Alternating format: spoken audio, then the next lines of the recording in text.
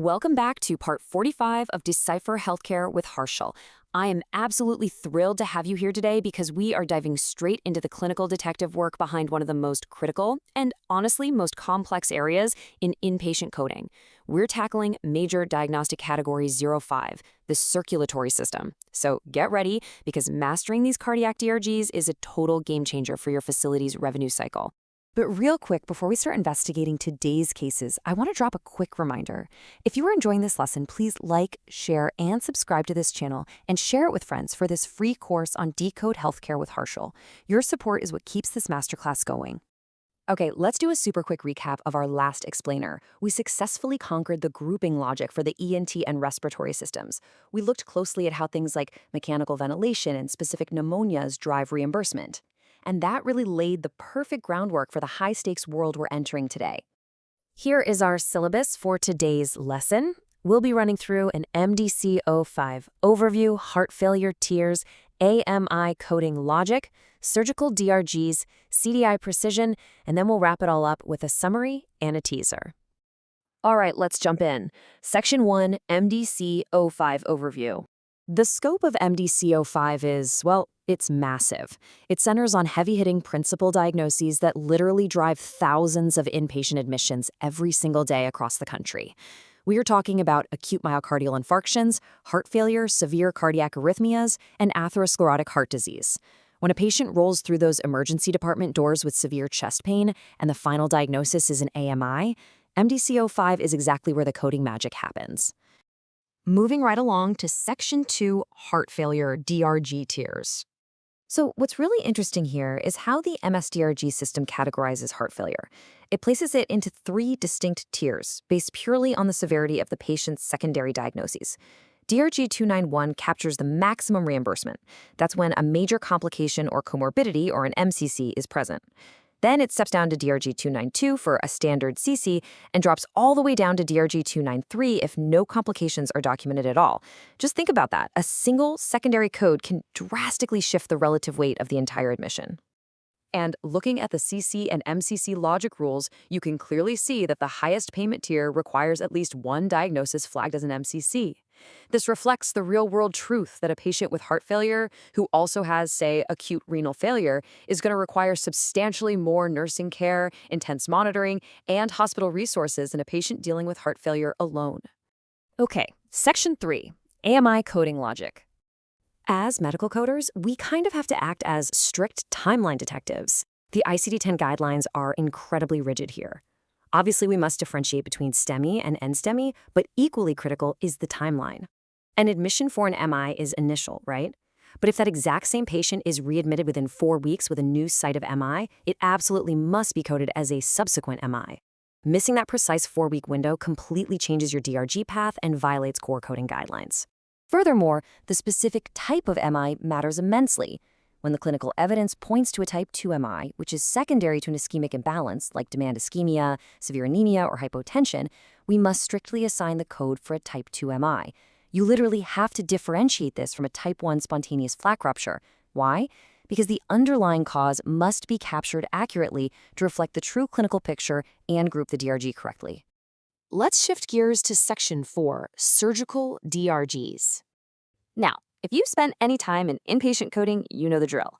Every single PCS procedure code is meticulously built using 7 distinct characters. It's like a giant puzzle. It forces you, the coder, to identify everything from the general section and body system right down to the specific root operation, the precise anatomical body part, the surgical approach, the exact device implanted, and any qualifiers. It's a highly combinatorial alphanumeric grid.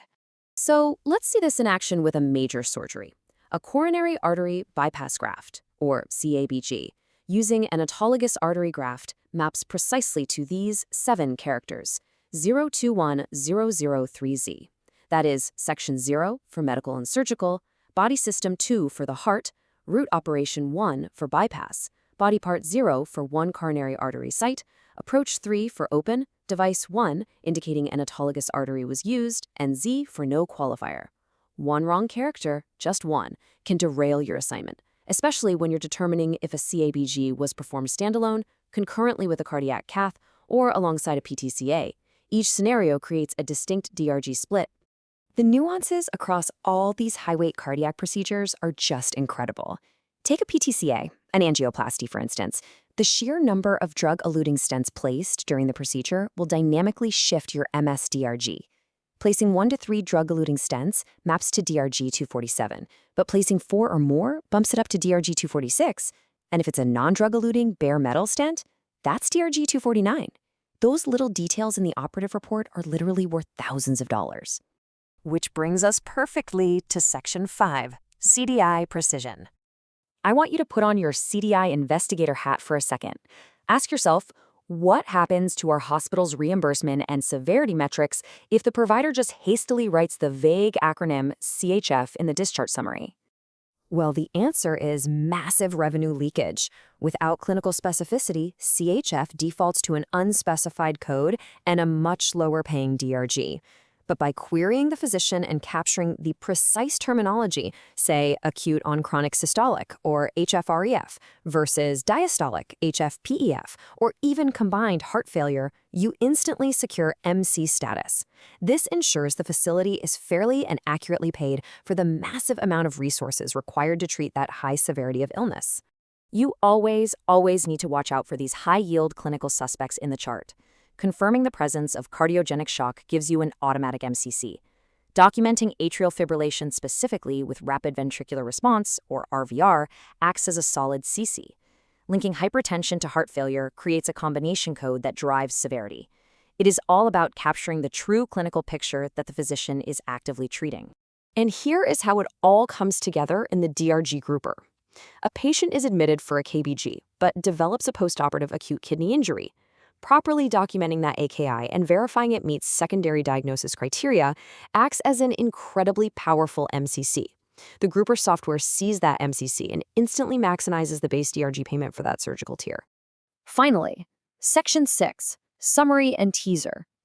We've seen firsthand today how precise clinical language directly fuels accurate DRG grouping. We mastered the strict 4-week AMI timeline rule, we assembled a complex 7-character surgical bypass code from scratch, and we proved that vague documentation like CHF causes massive revenue leaks that CDI absolutely must catch and clarify.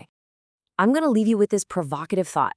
If cardiac coding requires this much intense detective work, and a single word like acute can shift a DRG by thousands of dollars, just imagine what documentation mysteries and complex surgical procedures await us in the digestive and hepatobiliary tracts.